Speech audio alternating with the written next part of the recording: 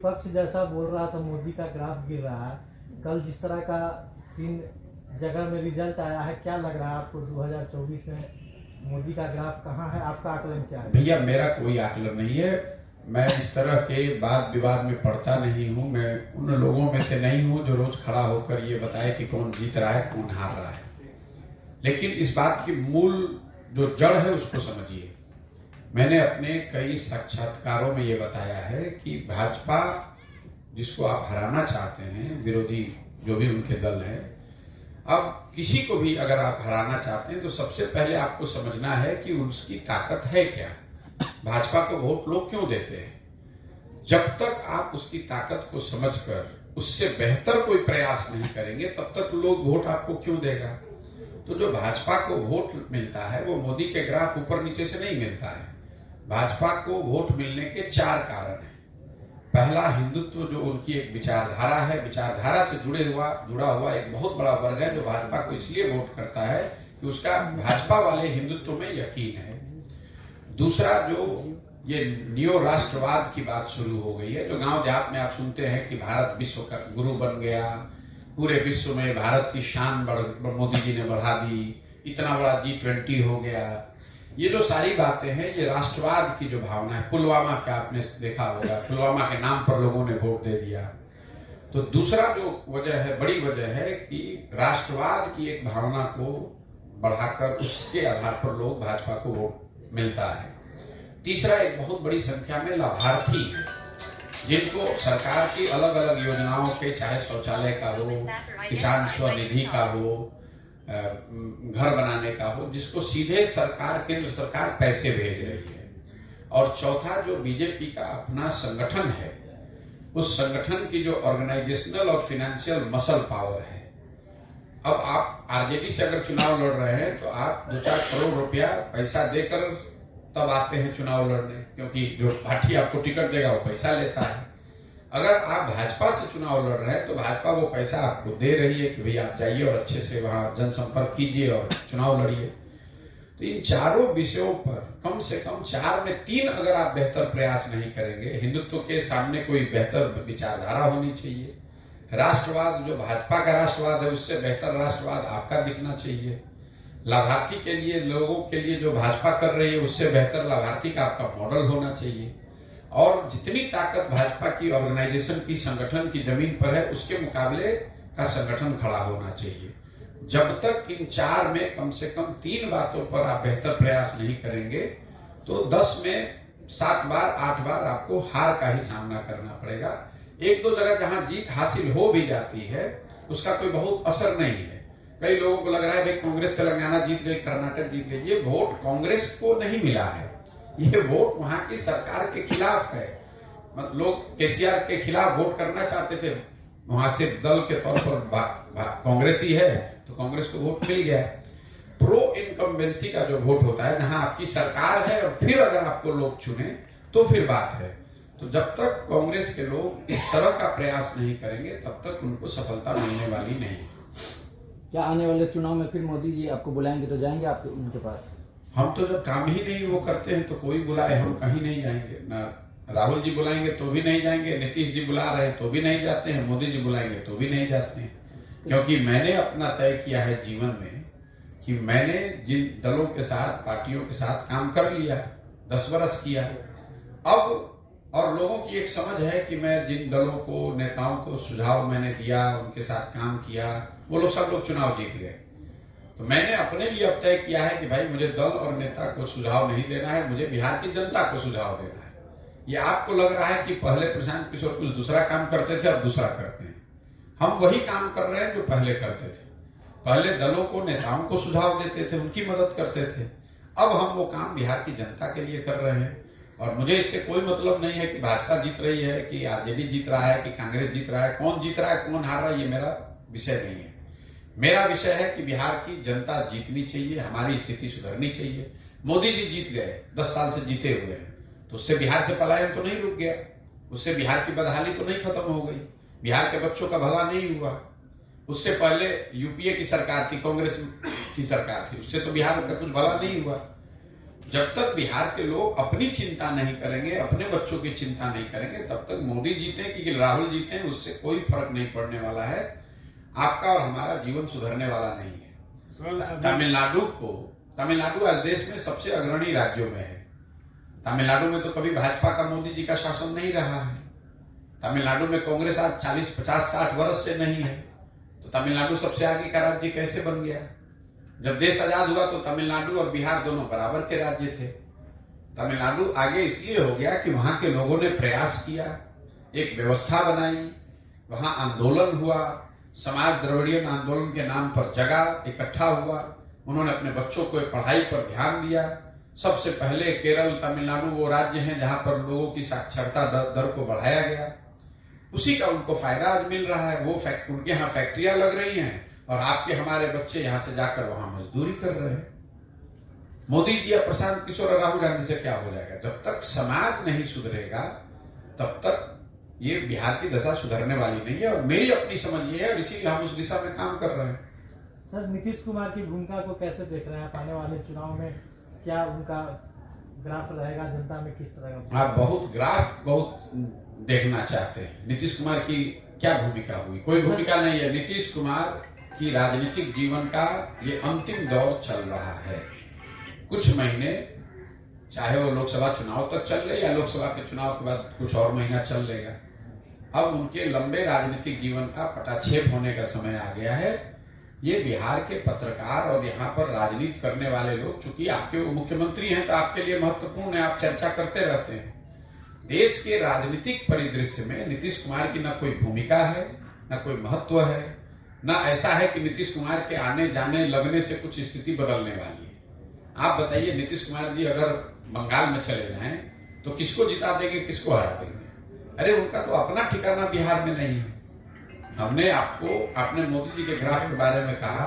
हमने अभी से 1 महीने पहले एक बात बताई, आपको दोहरा देता हूं। मैंने जीवन में सिर्फ एक बार चुनाव से पहले बंगाल में कहा कि भाजपा को यहाँ 100 सीट नहीं आएगा। जब पूरा देश कह रहा था कि भाजपा को 200 सीट आएगा, मैंने कहा कि भाजपा को 100 सीट नहीं आएगा।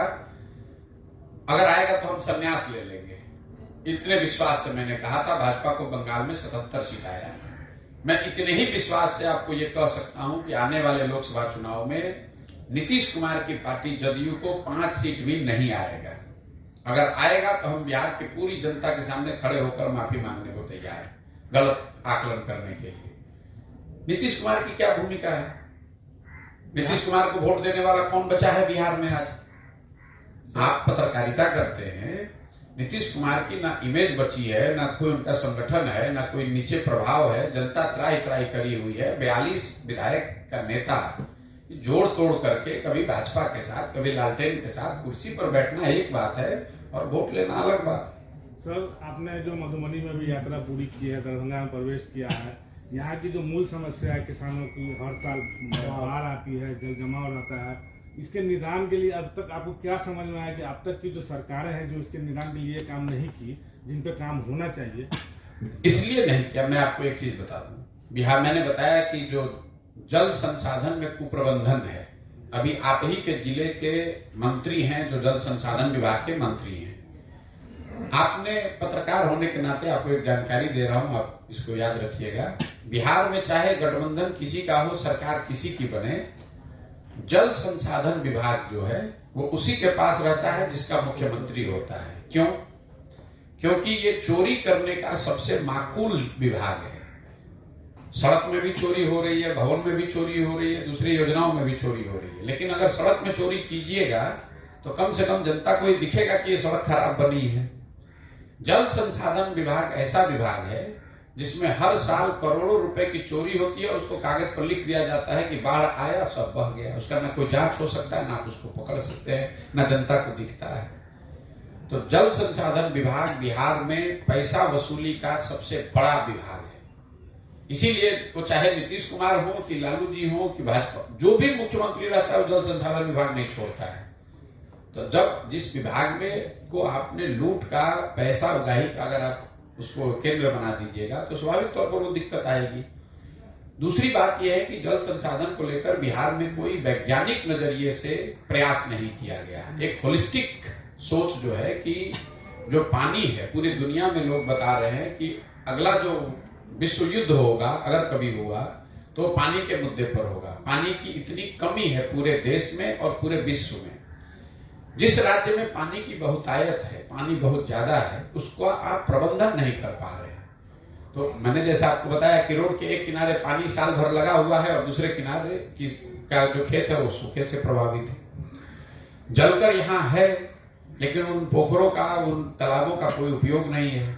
मैं जब मधुबनी में आया तो मैं आपको एक जानकारी देना चाहता हूँ। मेरा एक दोस्त है अमेरिका में, उसने एक वीडियो बनाकर भेजा कि मैं मधुबनी का, बिहार का मखाना अमेरिका में यहाँ वॉलमार्ट के स्टोर से खरीदने आया हूँ और उसका दाम बिहार में देश के करेंसी में 8,000 रुपए प्रति केजी हुआ। अभी मखाने का यहाँ भाव कितना मिल रहा है किसानों को? 600 रुपया, जो कि बढ़ा हुआ भाव है। मैं ये नहीं कह रहा हूँ कि किसानों को यहाँ 8,000 रुपया मिलने लगेगा, लेकिन जैसे आप सुधा में दूध देते हैं, अमूल में दूध देते हैं, अगर दूध की कीमत 100 रुपए है तो उसका करीब करीब 60 से 65% किसानों को, जो दूध पैदा करने वाले हैं, उनको मिलता है। मखाने का दाम 7,000-8,000 रुपए केजी है मार्केट में बाहर देश के, और किसानों को मिल रहा है उसका 10% या उससे भी कम। अगर 30% भी उसका मिलने लगे, 40% भी मिलने लगे, तो आप जरा अंदाजा लगाइए कि मधुबनी जैसे जिले में, दरभंगा जैसे जिले में, जहां हजारों एकड़ जलकर पहले से बने हुए हैं, वहां के लोगों को कितना फायदा हो सकता है। यही हाल आपके यहाँ मछली का है। 50% से ज्यादा मछली आज भी दरभंगा, मधुबनी में आंध्र प्रदेश से आकर बिक रहा है, और मधुबनी अकेले में 31,000 एकड़ में सिर्फ तालाब और पोखरे हैं। जब सरकार का कोई नजरिया ही नहीं इन चीजों को देखने का। सरकार तो आपको जातिगत सर्वे करा रही है, समाज को बांट रही है, कभी पिछड़ा को अति पिछड़ा, अति पिछड़ा को Annexure 1, Annexure 1 को Annexure 2 लड़ाओ, और यही रेवड़ी बांटो, 400 रुपया पेंशन दो, सबको अनपढ़ और मजदूर रखो, 400 रुपया के नाम पर, दारू शराब के नाम पर लोग वोट देते रहे जाति को बढ़कर, यही प्रयास। तो उससे जल का प्रबंधन और उसमें सुधारने वाला है कौन? आप बताइए कि जो यहाँ के मंत्री हैं, जल संसाधन मंत्री हैं, महोदय अपने जिले का तो कम से कम सुधार दो भाई, बाकी का छोड़ दो। तो आपकी टीम या आप लोगों ने जो दौरा किया, जो पदयात्रा की है, तो क्या उपाय नजर क्या है, क्या उपाय हो सकता है? बाढ़ उपाय ये है कि जिस दिन आप पानी के लिए वोट, बाढ़ के लिए वोट दोगे तब आपको उपाय होगा। बाढ़ चिल्ला रहे हैं और अभी कल वोट होगा तो फिर उसी को जाकर वोट दीजिएगा। तो केंद्र सरकार या राज्य सरकार वो क्यों बाढ़ की चिंता करेगी? क्यों चिंता करेगी? आप बताइए। यहाँ भुतही बलान पीछे के जिले में, सीतामढ़ी में भुतही बलान एक डैम है, वहां करीब 2 लाख आबादी उस डैम के पूरा नहीं होने से परेशान थी। उन्होंने आंदोलन किया, तब मैं यहाँ पर था, हमने वहां बात करी। उस समय अभी जो जदयू के प्रदेश अध्यक्ष हैं वो जल संसाधन मंत्री थे। एक दिन में निर्णय हुआ और अभी वो बन गया। मैं पदयात्रा करके आ रहा था तो लोगों ने बड़ा स्वागत भी किया वहां के, भैया आपके कहने से यहाँ भुतही बलान डैम पूरा हो गया। जब नेताओं को इस बात का डर ही नहीं है कि बाढ़ आएगा तो वहां की जनता हमको वोट नहीं देगी, तो आपको बाढ़ से मुक्ति क्यों दिलवाएगा? जब उनको पता है कि यहाँ विद्यालय में आपके बच्चे नहीं पढ़ेंगे, फिर भी जाकर आप वोट देवे कीजिएगा। आपका बच्चा जाकर गुजरात में मजदूरी कर रहा है, लेकिन वोट आप मोदी जी को ही जाकर दीजिएगा। मैंने आपको बताया कि जिस मुसलमान गांव में जाइए वहां सड़क नहीं है, नाली नहीं है, गली नहीं है, लोग पानी के बगैर हाहाकार मचा हुआ है, कोई अस्पताल नहीं है, स्कूल नहीं है। सारे मंत्री तेजस्वी यादव या उनके साथी हैं, लेकिन कल वोट होगा तो मुसलमान जाकर फिर भाजपा के डर से वही लालटेन को वोट देगा। तो क्यों आपका सड़क बनेगा भाई? जब आप जड़ को नहीं समझिएगा तो आप कह रहे हैं बाढ़ कैसे सुधरेगा? बाढ़ तो तब सुधरेगा ना जब सरकार की प्राथमिकता हो, सरकार बाढ़ सुधारना चाहती हो। तो सरकार को डर है नहीं और बाढ़ के आने से, बल्कि हर साल का उनको फायदा है हजारों करोड़ का। लोग लूटने का सबसे बेहतर तरीका है, तो क्यों बाढ़ को आने से रोका जाएगा? हम तो आपको प्रखंड वाइज बता सकते हैं कि लोग जहां बता रहे हैं कि खुद ही लोग बांध तोड़वाते हैं ताकि बाढ़ आए, ताकि उसके नाम पर पैसा निकाल कर लूटा जाए। तो बाढ़ की समस्या इसलिए है कि ना जनप्रतिनिधियों को उसका डर है कि बाढ़ आने से लोग हमारे खिलाफ हो जाएंगे, और दूसरा उसको इंसेंटिव है कि बाढ़ अगर आएगा तो इससे कमाने का एक जरिया है। सर, पिछले 8-10 साल से ये जात पात जैसे भेदभाव जो सिर्फ वोट के टाइम में होता है, उसको कैसे देख रहे हैं? नहीं, पिछले 8-10 साल से नहीं है, ये तो जाति की जो व्यवस्था है ये तो सदियों से है। पिछले 8-10 साल में बहुत ज्यादा हो नहीं नहीं, ऐसी बात नहीं है भाई। देखिए 1990 के बाद एक हिंदी हार्टलैंड में यूपी बिहार देश में मंडल का एक एरा है जिसमें जातियों के नाम पर एक राजनीतिक माहौल बनाया गया है, लेकिन कोई जाति के नाम पर पहली बार वोट पड़ रहा है ऐसी बात नहीं है। और बिहार में भी ये आप लोग का भ्रम है कि खाली बिहार में जाति है। आंध्र प्रदेश में चुनाव हुआ है, अभी तेलंगाना में तो वहां जाति नहीं है, गुजरात में जाइएगा वहां जाति नहीं है, कर्नाटक में जाति नहीं है, लिंगायत वोकलिगा कौन है, सब जाति है। जैसे यहाँ जाति है वहां पर भी जाति, जाति हर जगह है। जाति जो है वो समाज की एक सच्चाई है, उसको आपको समझना है। लेकिन जाति को समझना और जाति की राजनीति करना दोनों दो बात है। अगर आप राजनीति करते हैं या करना चाहते हैं तो आपको जातियों की समझ होनी चाहिए, समाज के हर पहलू की समझ होनी चाहिए, जाति भी उसमें एक महत्वपूर्ण पहलू है। लेकिन उस पहलू को समझना और समझकर उस पर राजनीति करना दोनों दो बात है। बिहार में जाति की राजनीति करने वाले ज्यादा लोग हैं, ऐसा नहीं है कि बिहार में जाति है दूसरे राज्यों में जाति नहीं है। यहाँ जाति की राजनीति करने वाले, उसकी चर्चा करने वाले लोग ज्यादा है। सर, बिहार में तीसरा विकल्प कौन हो सकता है? तीसरा विकल्प यहाँ जनता बनाएगी, आप चिंता न करें। मैंने आपको आंकड़ा बताया कि 50% से ज्यादा बिहार के लोग, चाहे वो किसी वर्ग के हों, 50% से ज्यादा बिहार के लोग ऐसा मानते हैं कि बिहार में नया विकल्प बनना चाहिए। आप भी पत्रकारिता करते हैं, आपको भी इसका एहसास होगा।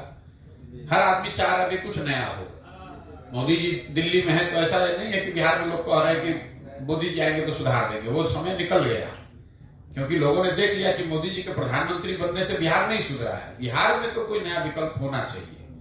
तो जो लोग ये सोच रहे हैं, अब उनकी मजबूरी यह है कि उनके पास व्यवस्था नहीं है, साधन नहीं है, उनको हाथ पकड़ने वाला कोई नहीं, उनको समझाने वाला नहीं है, उनको साथ लेकर चलने वाला नहीं है। जन सुराज के तहत वही प्रयास किया जा रहा है कि अगर समाज में 50 आदमी 100 में ऐसा है जो नया दल, नया विकल्प बनाना चाहता है, तो उन लोगों को एक साथ लाया जाए और उनको लाकर एक व्यवस्था दी जाए कि आप सब लोग मिलकर दल बनाइए और अपने लिए और अपने बच्चों के लिए बेहतर व्यवस्था की दिशा में कदम उठाइए। सर 24-25 में कैसा देखने को मिलेगा जनसुराज का? जनसुराज तो अभी दल है नहीं तो क्या दिखेगा। 25 में आपको जनसुराज दल के तौर पर दिखेगा, पूरी ताकत से लड़ता हुआ दिखेगा। 243 विधानसभा क्षेत्रों में जनसुराज अपने उम्मीदवार के साथ 25 में विधानसभा चुनाव में लड़ता हुआ आपको दिखेगा। सर, बिहार में दारूबंदी को आप किस तरीके से देखते हैं? दारूबंदी को मैं नीतीश कुमार की हठधर्मिता और उनकी अज्ञानता का परिचायक मानता हूं। ये जो दारूबंदी यहाँ लागू की गई है, शराबबंदी के नाम का जो हम लोग बात करते हैं, इसके मैं बिल्कुल विरोध में हूं। बिहार में एकमात्र आदमी मैं हूं जो कि रोज मंच से ये कहता है, जब भी पूछा जाता है कि बिहार में शराबबंदी हटाया जाना चाहिए। क्यों? 3 इसके वजह है। पहला तो पूरी दुनिया में कोई ऐसा प्रमाण नहीं है कि किसी सभ्यता में, किसी राज्य में, किसी देश में शराबबंदी के जरिए आर्थिक सामाजिक विकास का रास्ता खोला गया। हम ही लोग सबसे ज्यादा होशियार हैं, हम लोग दुनिया में सबसे गरीब और पिछड़े हैं और हम ही लोग को सबसे ज्यादा ज्ञान है। अगर शराबबंदी से ही लोगों की समाज का भला होना होता तो दुनिया में इतने देश हैं, सबों ने शराबबंदी लागू कर दिया होता। तो पहली बात है कि पूरी दुनिया में इसका कोई प्रमाण नहीं है कि शराबबंदी के जरिए आप सामाजिक आर्थिक विकास का रास्ता खोल सकते हैं। दूसरा, जो गांधी जी की बात है कि गांधी जी चाहते थे शराबबंदी लागू हो, ऐसा नीतीश कुमार या उनके साथी दावा करते हैं। बिल्कुल झूठ, सरासर झूठ। ये लोग मतलब बिना पढ़े लिखे अज्ञानी लोग। मैं रोज कैमरे पर चुनौती दे रहा हूं, आपको भी बोल दे रहा हूं, नीतीश कुमार या उनके जितने साथी हैं जो शराबबंदी के पक्ष में हैं गांधी के नाम पर, वो मुझे गांधी जी का वो पंक्ति दिखा दें जहां गांधी जी ने लिखा है कि शराबबंदी के लिए सरकार को कानून बनाना चाहिए। गांधी जी ने शराबबंदी की बात सामाजिक प्रयास के तौर पर कही है। गांधी जी ने ऐसी और कई बातें कही हैं। सर, गांधी जी ने कहा कि आपको शाकाहारी होना चाहिए। इसका मतलब ये नहीं है कि आप कानून बना दीजिएगा कि जो मांसाहारी है उसको जेल में डाल दिया जाएगा और फिर कहिएगा कि गांधी जी ने कहा था। गांधी जी ने कहा शराब पीना बुरी बात है, नहीं होना चाहिए और इसके लिए सामाजिक प्रयास होना चाहिए, सरकार को भी समाज के स्तर पर प्रयास करना चाहिए। नीतीश कुमार ने उसको अपने हिसाब से इंटरप्रेट कर लिया कि गांधी जी ने इनको करना है वोट के नाम पर, महिला का वोट लेना है और झूठ मूठ के गांधी जी के नाम पर ठेकरा फोड़ रहे हैं। तो गांधी जी ने ऐसा कहीं नहीं कहा है। और तीसरी बात कि अगर शराबबंदी आपको लागू करने की अगर बात एक बार को 1 मिनट को मान भी लें कि इसका कोई फायदा है, तो शराबबंदी लागू है कहाँ? शराबबंदी के नाम पर शराब के दुकान बंद हो गए, होम डिलीवरी चालू हो गया। इस गरीब राज्य का हर साल 15 से 20 हजार करोड़ रुपया का राजस्व का नुकसान हो रहा है, जो पैसा यहाँ के रोजगार और शिक्षा और बेहतर इंफ्रास्ट्रक्चर के लिए खर्च हो सकता था। और ये पैसा जा कहाँ रहा है? ये पैसा जा रहा है भ्रष्ट जो शराब माफिया है और जो अफसर हैं नीतीश कुमार के, उनके जेब में।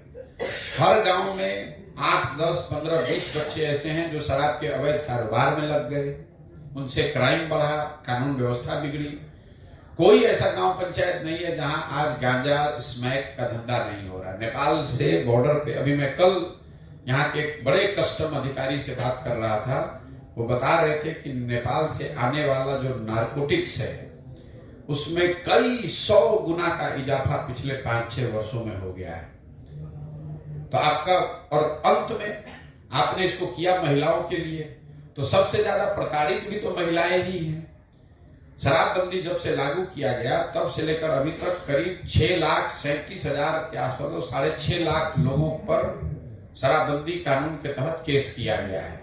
उसमें करीब 1.25 लाख लोग ऐसे हैं जो आज भी जेल और अदालतों का चक्कर काट रहे हैं। जो लोग पकड़ा गया वो ज्यादातर गरीब और वंचित समाज के लोग हैं। एक बार आपको पकड़ लिया तो आपके घर की महिला थाने में वकील के हाथ अदालत में चक्कर लगा रही है, जो उसके पास 2-4 रुपया था वो भी बेच बाच के केस में चला गया। तो भाई ना इसका दुनिया में कोई प्रमाण है, ना हम लोग के आइडियल गांधी जी ने इसके पक्ष की कोई बात कही, ऐसी कोई बात कही है, ना आप इसको जमीन पर लागू कर पा रहे हैं। और यहाँ के युवाओं का, समाज का, राज्य का इतना बड़ा नुकसान हो रहा है, तो किस नजरिए से शराबबंदी लागू होना चाहिए? कोई एक इसके पक्ष की बात बता दीजिए। सरकार कहती है कि इससे डोमेस्टिक वायलेंस कम हो गया। नीतीश कुमार जैसा आदमी कुछ भी आंकड़ा दे देता। बिहार में तो मुसीबत ये है कि यहाँ अनपढ़ को ही हम लोग सबसे बढ़िया होशियार मानते हैं। जो नेता है शर्ट के ऊपर गंजी पहन ले उसको आप और हम कहते हैं यही जमीनी नेता बढ़िया है। नीतीश कुमार ऐसा आदमी विधानसभा में खड़ा होकर कहता है कि इससे डोमेस्टिक वायलेंस कम हो गया। ये नहीं बताता कि ये किसने अध्ययन किया है कि डोमेस्टिक वायलेंस कम हो गया। आंकड़ा जारी कीजिए, हम लोग भी देखना चाहते हैं। किस संस्था ने ये सर्वे किया, किसने ये बताया कि डोमेस्टिक वायलेंस कम हो गया? महिलाओं के एम्पावरमेंट के जितने इंडिकेटर्स हैं वो जारी करके बताइए कि शराबबंदी से महिलाओं का एम्पावरमेंट बढ़ गया यहाँ। तो फर्जी बात करने वाले लोग हैं। ठीक है भैया, बहुत बहुत धन्यवाद।